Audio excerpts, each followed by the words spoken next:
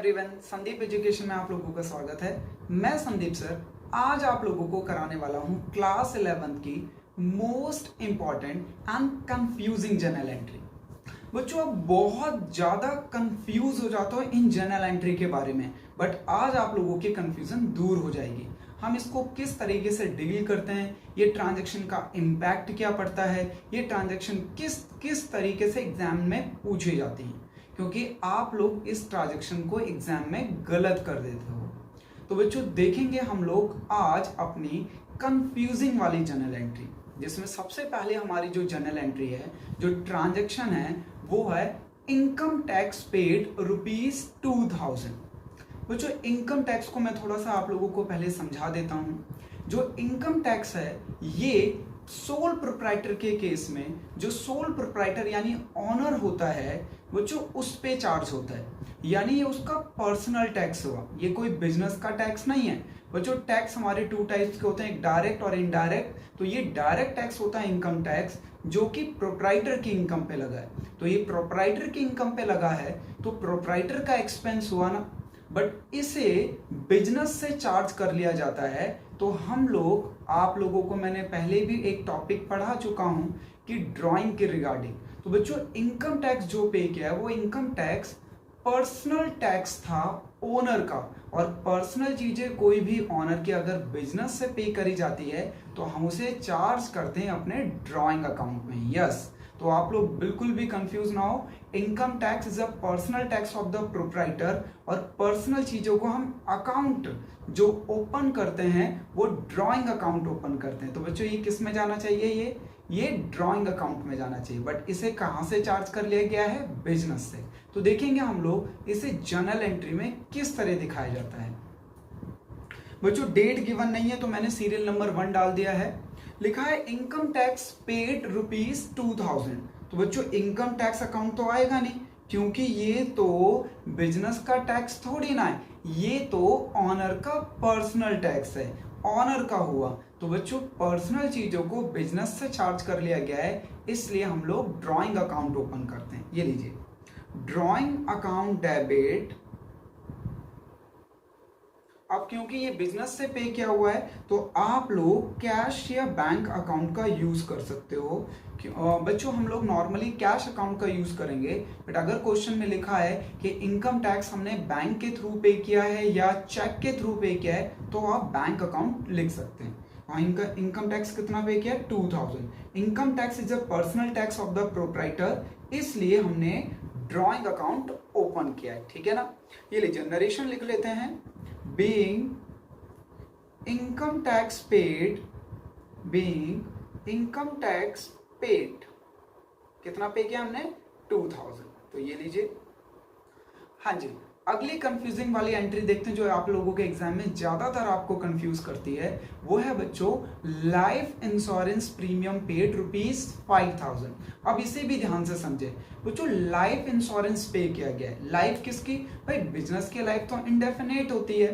किसी भी बिजनेस, आपने गोइंग कंसर्न कॉन्सेप्ट पढ़ा है।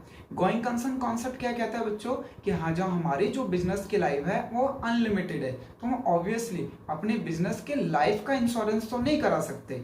बच्चों इंश्योरेंस करा सकते हैं अपने बिजनेस का, जैसे फायर इंश्योरेंस, कोई एक्सीडेंट इंश्योरेंस, अर्थक्वेक्स इंश्योरेंस, मतलब हम कोई नेचुरल डिजास्टर का बिजनेस का करवा सकते हैं, बट लाइफ का नहीं करा सकते। तो बच्चों ये लाइफ इंश्योरेंस जो प्रीमियम पे किया है, लाइफ किसकी, ऑनर की। तो ऑनर की अपनी लाइफ का इंश्योरेंस प्रीमियम था तो ये उसे पे करना चाहिए था ना, ये बिजनेस से क्यों पे किया गया। तो ये पर्सनल एक्सपेंसेस था ऑनर का, जिसे बिजनेस से चार्ज कर लिया गया है। आप लोग गलती क्या करते हो, आप लोग लाइफ इंश्योरेंस समझते हो कि बिजनेस की लाइफ है, और आप बिजनेस की बुक में life insurance account debit to cash कर देते हो, जो कि गलत है बच्चों। आप जो जनरल एंट्री पास करते हो वो गलत हो जाती है। लाइफ इंश्योरेंस यानी ये ऑनर की लाइफ पे चार्ज हुआ है, यानी ये ऑनर को बेनिफिट देने वाला है, यानी ये ऑनर का पर्सनल एक्सपेंस हुआ, तो इसे बिजनेस से क्यों चार्ज किया गया। और अगर चार्ज किया गया है तो लाइफ इंश्योरेंस प्रीमियम अकाउंट क्यों ओपन किया, यहां पे अकाउंट होना ओपन चाहिए ड्रॉइंग अकाउंट। तो लीजिए सेकंड ट्रांजैक्शन में हम लोगों ने फिर से ड्रॉइंग अकाउंट ओपन कर लिया। ड्रॉइंग अकाउंट डेबिट याद रखना लाइफ इंश्योरेंस जो है वो पर्सनली ऑनर के लिए है, तो इसलिए ड्राइंग अकाउंट को ओपन किया गया है। Drawing account debit 5000 to cash. बच्चों यहाँ पे पेमेंट कैसे हुई है पता नहीं है, ना बैंक लिखा है ना कैश लिखा है, तो हम नॉर्मली एज्यूम करते हैं कि हमने कैश में पेमेंट करी होगी, ठीक है ना। अगर बैंक लिखा होता तो हम बैंक कर देते, टू कैश की जगह यहाँ पे टू बैंक आ जाता। ये लीजिए नरेशन लिख लीजिए, being life insurance premium paid, ठीक है ना।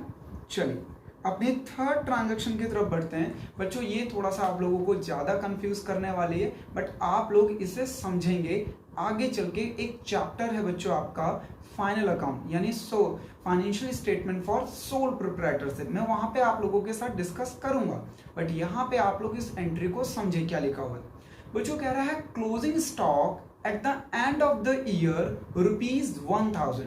जो हमें क्लोजिंग स्टॉक दिया है एंड ऑफ द ईयर 1000, और वो कह रहे हैं कि इसकी जर्नल एंट्री करके दिखाओ। तो भाई क्लोजिंग स्टॉक तो हमारी एसेट्स होता है, तो भाई एसेट्स अकाउंट डेबिट होगा। हमें अपनी एसेट्स के बारे में पता चला है at the end of the year. बच्चों हमें at the end of the year अपने क्लोजिंग स्टॉक हमारे लिए एसेट्स है, तो जर्नल एंट्री होगी closing stock account debit, closing stock account debit